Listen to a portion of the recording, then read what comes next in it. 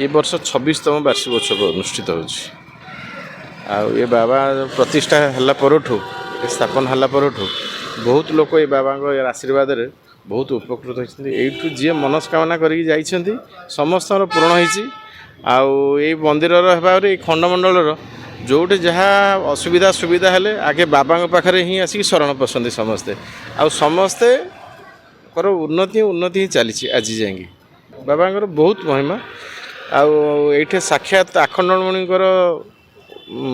माने आखंडमणि बाबा आखंडमणि ये पूरा स्थापित हेले भी आम ये माने बहुत करुणा अच्छी करुणु आम समस्त भलरे अच्छु। आर 3 दिन यज्ञ आसतु आसतु 3 दिन यज्ञ चलती आज है द्वितीय दिन काली की पूर्णाहुति आज कार्यक्रम चलता गीता यज्ञ काली की अच्छी पूर्णाहुति प्रसाद सेवन अच्छी ये आम सब बासिंदा एठिकार नहीं ये मंदिर बहुत माने ये ठाकुर बाबा बहुत करुणा अच्छी बहुत प्रसिद्ध आ प्रख्यात भी ये कहवा जो मैंने आसी से अनुभव कर